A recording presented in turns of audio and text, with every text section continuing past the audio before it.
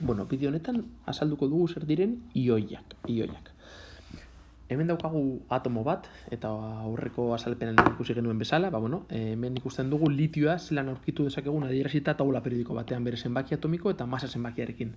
Litioa atomo bat denez, inguruan izango ditu elektroiak eta barruan izango ditu bai protoiak eta bai neutroiak. Azpipartikula bakoitzak izango du karga elektriko ezberdin bat.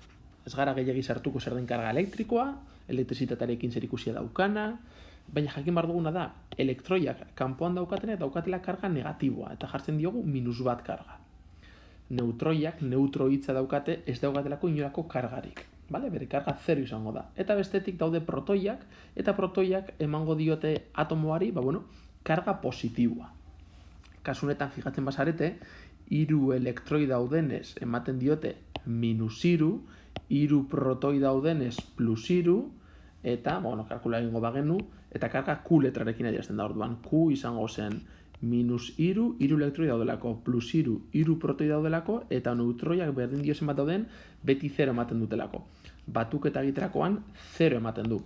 Hau gertatzen da atomo neutroetan. Aurreko bideoan esaten genuen kontrakoa esaten ez badigute, atomoak neutroak direla, eta karga 0 izango da, protoi eta elektroi kantitatea berdina denean, kasu honetan bezalase. Baina beti ez da horrela izan behar. Atomoek, hemen jartzen du, elektroiak irabazi edo galdu aldituzte.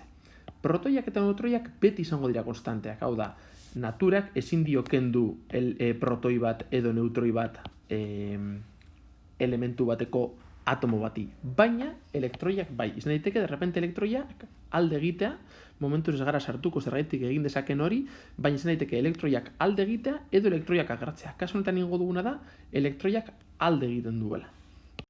Eta orduan, egiten dugu lehen egin dugun kalkulo berdina. Karga elektrikoa kalkulatzen badugu, kasu honetan dauzkagu bakarrik 2 elektroi, beraz -2, jarraitzen dugu 3 protoi esaten, eta neutroiak berdin dioz, ez daukate kargarik. Kasu honetan, -2 gehi 3, +1. Orain, gure karga ez da 0 izango, beraz gure elementua ez da atomo neutro bat izango.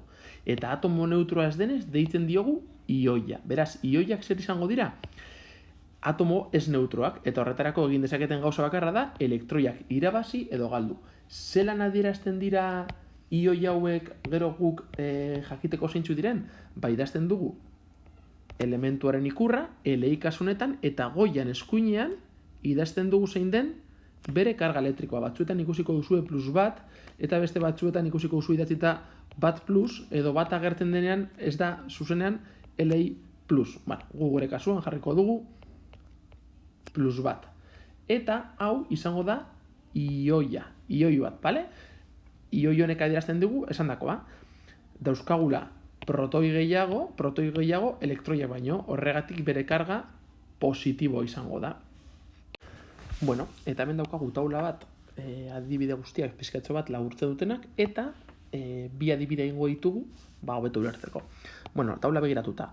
Atomoa neutra bada, bere karga elektrikoa 0 izango da. Hau izango zen, hasierak aurreko bideoan ikusi genuen bezala, protoi eta elektroiko purua berdinak direnean.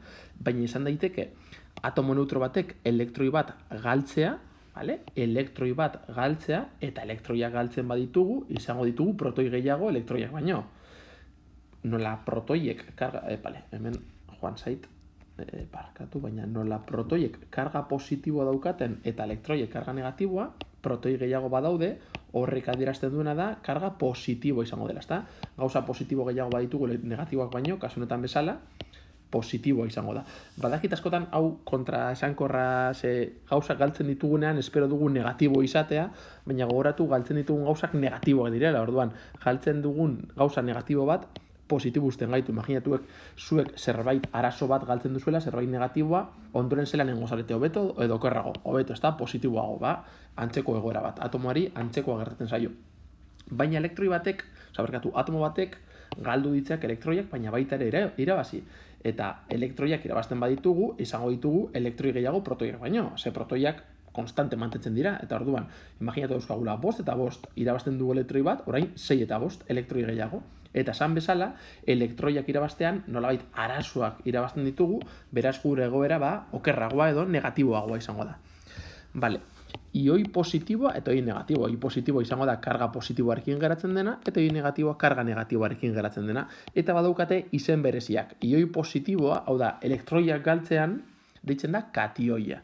Eta ioi negatiboa, hau da, elektroiak irabaztean, deitzen da anioia. Eta orain ikusiko dugu, zelan egin daiteke ariketa baten adibide bat egoera honetan. Demagun esaten digutela dauzkagula bi atomo, bai oksigenoa, batetik oksigenoa eta bestetik sodioaren ikurra da Na, taula periodikoan begiratzen dugu zein den zenbaki atomikoa eta masa zenbakia bi kasuotan, baina esaten digute kalkulatzeko bai zenbaki atomikoa, masa zenbakia, karga, gauza guzti hauek, baina esaten digute hauek egiteko justo, ioi bezala daudenean.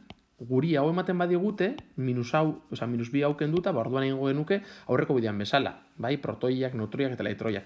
Baina nola orain, karga elektrikoa daukaten, badakigu ja ez direla neutroak izango, beraz ioiak izango dira, eta oso antzeko izango da, ja pizkatxo bat aldatzen da. Hasiko gara lehenik eta behin, oxigenaren kasuan, zenbaki atomikoarekin. Badakigu zenbaki atomikoa, zenbaki atomikoa 8 izango dela, bi zenbakietatik txikiena delako, beraz bestea, masa zenbakia, gauza berdina egingo dugu hemen, zenbaki txikiena 11 eta zenbaki handiena 23. Izan daiteke batzuetan zenbakia 20an egote eta 20an, baina momentuz horrela utziko ditugu. Ondoren, karga, zein izango da? Gure ioiaren karga, bazkenean jarri behar dugu hemen goian agertzen dena ikur berdinarekin. Karga izango da -2 eta kasu honetan karga +1. Imaginatu ez dela zer agertzen, oksigeno O bakarrik agertzen dela, orduan karga 0 izango zen, atomoa neutroa izango litzatekelako. Baina kasu honetan, ioiak direnez, karga negatiboa edo karga positiboa izango dute. Orain jakin behar dugu zenbat protoi dituen gure ioiak. Gogoratu dela, oksigeno atomo bat, bi elektroi gehiago irabazi dituena. Protoi kopurua beti izango da Z-aren berdina. Hau ez da inoiz aldatzen, berdin dio ioiak edo atomoak neutroa diren. Z beti izango da protoi kopuruaren berdina. Beraz, kasu honetan, protoi kopuruak izango dira 8. Eta sodioaren kasuan izango dira 11. Zergaitik, hemen 11 daukagulako. Ondoren, kalkulatuko behar ditugu, euskagu elektroiak eta neutroiak. Lehenik eta behin kalkulatuko ditu neutroiak beti direlako berdina, aken Z. Aurreko bidean azaltzen dugu zergaiti zen aken Z, ez badakizue begiratu aurreko bideoa, eta horra azaltzen dizuet. Azkenean, da txorakeri bat, baina hobetu ulertzen baduzue. Beraz, kasu honetan, izango zen 16ken 8, berdin 8, eta sodioaren kasuan, 23ken 11, ematen duela 12. Badakigu ja zenbat protoi dauden, zenbat neutroi dauden, beraz, atomo baten nukleoan zenbat azpi partikula egongo diren ezagutzen dugu, eta azkenik elektroiak. Elektroiak, pentsatu, -2 badauka, eta elektroiak negatiboak izan da, -2ren kasuan, kasu honetan, horrek esan nahi du elektroiak irabazi dituela, eta berz ere da kontrasankorra, baina, pentsatu, -2 honek adierazten du dauzkagula bi elektroi gehiago. Beraz, hasiera batean protoiak eta elektroiak berdinak baziren, hasiera batean berdinak ziren, hau da, 8, baina -2 honek adierazten du bi gehiago ditugula, beraz, kasu honetan dauzkagu 10 elektroi. Eta hemen, justo kontrakoa, hasiera batean genituen 11 elektroi, hasiera batean atomoa neutroa delako, elektroiak irabazi edo galdu aurretik, eta +1 honek adierazten duena da, dauzkagula gauza positibo gehiago, hau da, protoi gehiago ditugula elektroiak baino. Beraz, elektroi gutxiago izango ditugu. Zenbat gutxiago? Bat gutxiago. 11 ken bat, berdin 10 elektroi. Azkenean, ulertu baduzue, ederto. Ulertu ez baduzue, beti egiten esaten dena da, egiten dena hemen agertzen dena, baina justo aldrebes. Hemen agertzen da, baina justo aldrebes. -2 agertzen bada, +2. +1 agertzen bada, -1. Baina hori horrela ikastea, oso arriskutsua da, segero beste modu batean galdetzen badizuete, akabo.